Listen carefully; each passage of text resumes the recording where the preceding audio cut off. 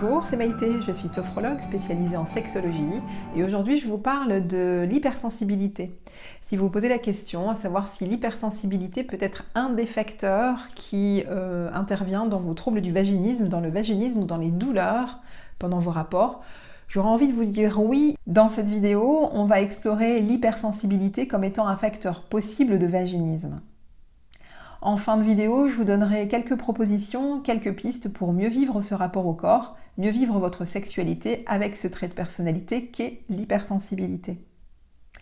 Bonjour, je suis Maïté Hilé, sophrologue spécialisée en sexologie.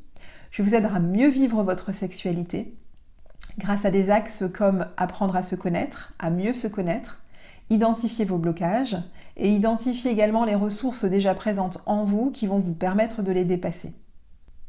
L'hypersensibilité, c'est quoi? D'abord, ce n'est pas une pathologie.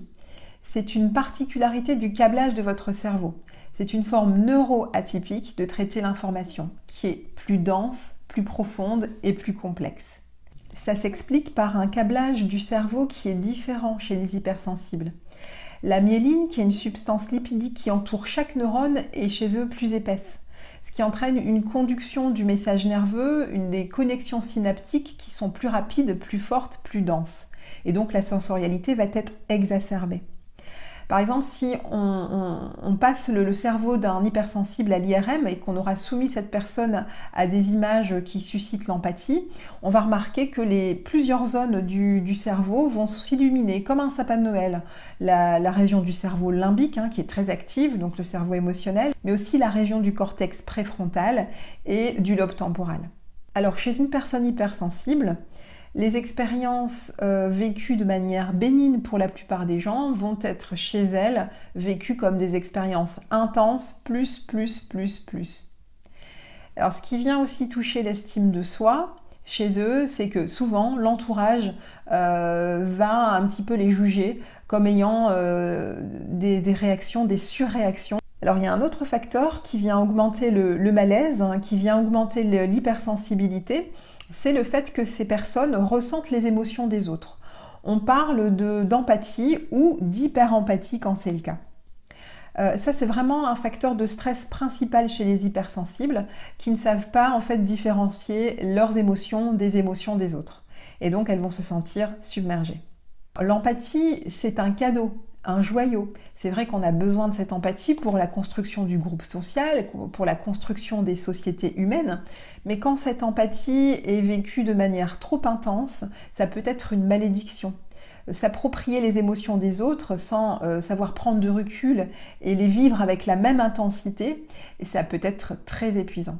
À l'hypersensibilité émotionnelle vient parfois s'ajouter l'hypersensibilité à des stimuli sensoriels, environnementaux et chimiques.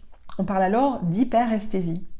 Donc c'est la réaction intense au bruit, aux odeurs, à la luminosité, à certaines textures, certaines matières et aussi aux ondes. Voilà, pour ce qui concerne les ondes, il n'y a pas encore de sources scientifiques à proprement parler, mais malgré ça, il y a quand même de nombreux témoignages de personnes vivant cette hypersensibilité aux ondes.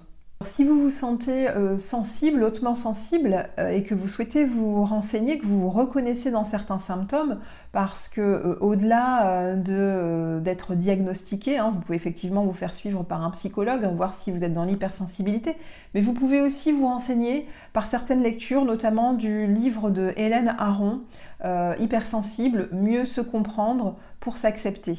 Voilà, Hélène Aron, c'est une américaine qui a effectivement été la première à décrire ce phénomène de cerveau hypersensible.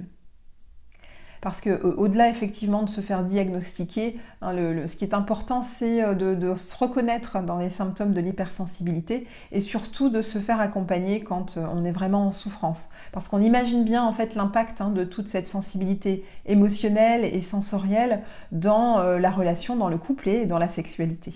La façon dont j'accompagne la personne hypersensible qui souffre de vaginisme ou de douleur pendant les rapports, tout simplement, je ne vais pas focaliser et l'enfermer dans un accompagnement autour de la sexualité, mais au contraire ouvrir, l'aider à trouver sa juste place, à se réapproprier sa sensorialité, parce qu'il est vrai que nos 5 sens sont les filtres à travers lesquels nous captons le monde, à travers lesquels nous faisons notre réalité du monde, et donc l'aider à réguler ce système nerveux et à revenir à une autre perception du monde.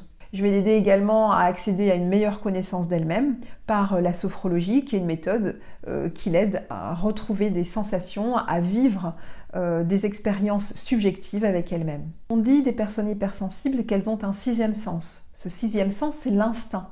Et je vais donc les aider à être à l'écoute, à développer cet instinct qui va leur permettre de capter si ce qu'elles vivent est adapté, si ce qu'elles vivent est vraiment juste et si ce qu'elles vivent n'est pas à réajuster. Je vais les aider aussi à trouver l'information pour mieux se connaître, les aider à communiquer pour expliquer leur mode de fonctionnement et leur carte du monde, qu'elles trouvent effectivement les terrains d'entente. Il faut savoir que la pratique de la sophrologie, du yoga, de la méditation, de la pleine conscience vont permettre une isolation sensorielle et moteur qui permet de réguler le système nerveux et de revenir au corps, d'être moins en fusion avec l'environnement et donc de reprendre les rênes en sortant du mode pilote automatique.